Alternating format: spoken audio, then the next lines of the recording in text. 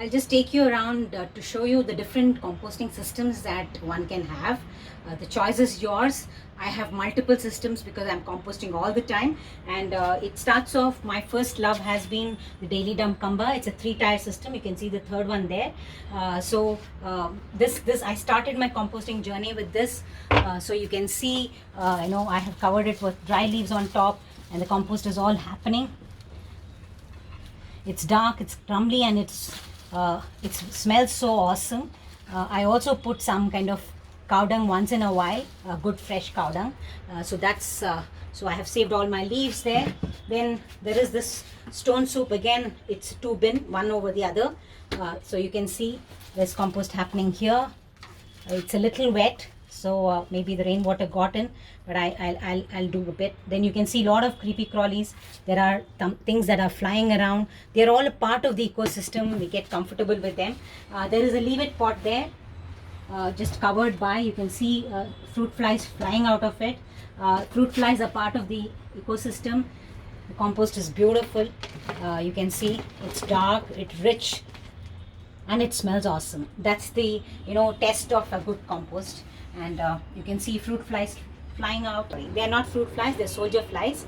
And see, so they lay the eggs and the maggots come. If you don't want them, make sure that they don't enter your compost pile. That's it. Go guy. So this is one. We have another. There's a leave it pot here.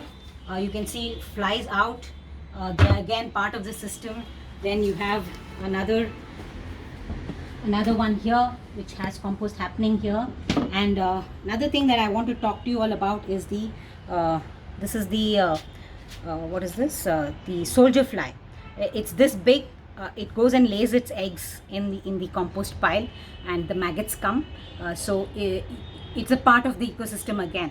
So if you don't want the soldier fly, then don't let them get into your system. That's the only advice I can, because they are again, the maggots are doing their job in the compost. So there's another system here, which again I have a drum full. You can see spiders. You can see a lot of creepy crawlies. Again, they are all part of the system. You have not to worry. This is again leave it pot. Then we have the diya we just installed today. This is again, will take all my garden waste, the leaf litter, any biomass that I have. Just get your hands dirty, that's it. And this will be taking quite a lot of my waste. And there is the old one. This is the previous one where all my garden waste is going. So compost happens inside. You can see lots of all kinds of insects and all kinds of that's the ecosystem that's happening there.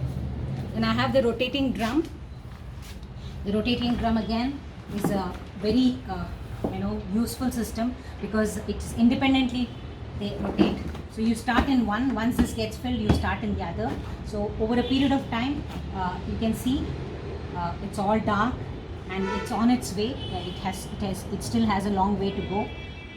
So right from my coconut coir to everything gets into the compost system. I've just started the second one. You can see leaves, and it's actually very warm inside.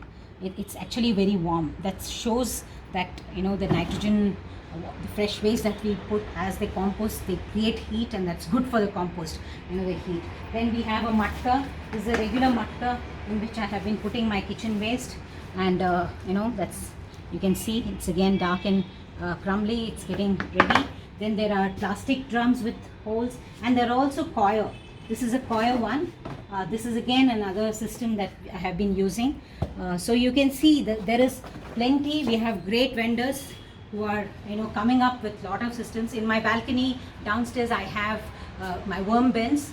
So the system depends on how much space you have and how much of passion you have to want to compost. So composting is one great way to return organic matter back to soil.